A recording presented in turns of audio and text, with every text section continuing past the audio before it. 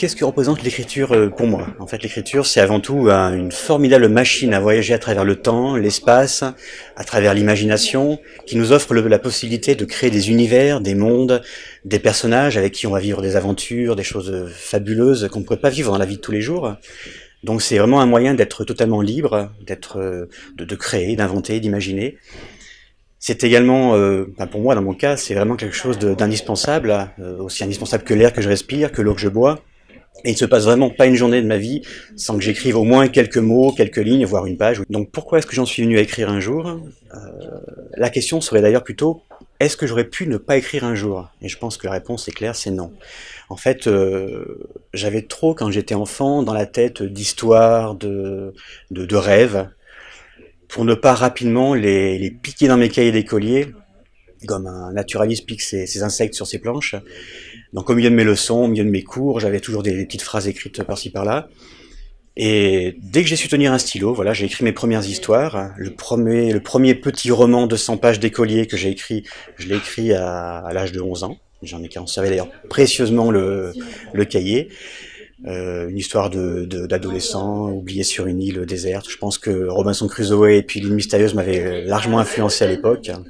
Mon univers littéraire, en quelques mots, je pense que celui qui l'a mieux résumé, c'est un critique qui parlait de la série Thomas Passemonde en disant que c'est un de ces rares, je cite ces mots, un de ces rares ovnis littéraires qu'on ne sait pas où placer.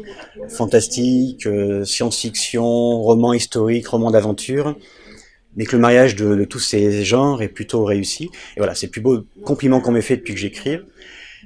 Parce qu'en plus ça représente vraiment ce que j'écris, c'est-à-dire j'aime bien effectivement ne pas être cantonné à un style uniquement, fantastique par exemple, avec tout ce qui est code, carcan qui va autour. J'aime bien contraire m'évader, surprendre le lecteur, l'entraîner dans des directions complètement imprévues, et voilà, je m'amuse et j'essaie de l'amuser aussi.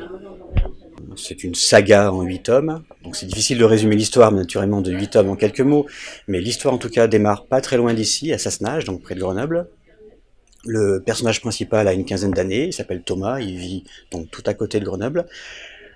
Il a une vie, somme toute, assez banale jusqu'au jour où il découvre qu'il a moyen de visiter un monde parallèle, le monde d'Anaclasis, un monde absolument surprenant, un monde où les villes sont des créatures vivantes qui flottent dans les airs, où les sables mouvants sont des créatures terribles, des prédateurs assez infernales, où les nuages sont le terrain de chasse de grands vers flottant dans les airs non moins redoutables, un monde où l'homme a apprivoisé la vibration fossile, qui leur permet de se déplacer à la vitesse de la pensée, ou encore de déplacer les objets à distance, ou également de transformer le son en une arme redoutable et surprenante.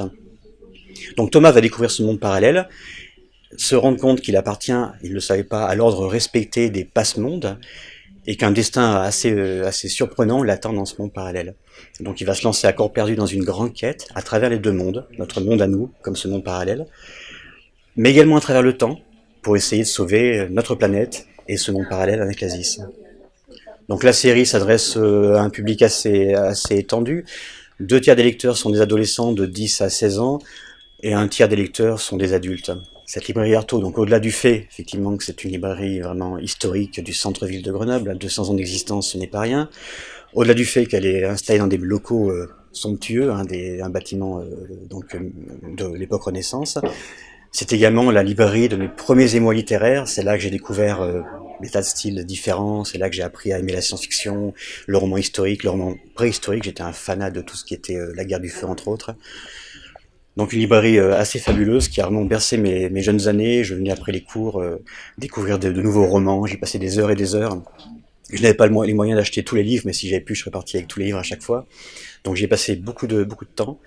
C'est un endroit en plus qui est animé par une équipe formidable, en particulier Orient Jeunesse, ils sont vraiment super. Et donc je vous enjoins tous vraiment de ne pas acheter vos livres en grande surface, mais bien dans les librairies du centre-ville, et en particulier Artaud, que j'affectionne particulièrement.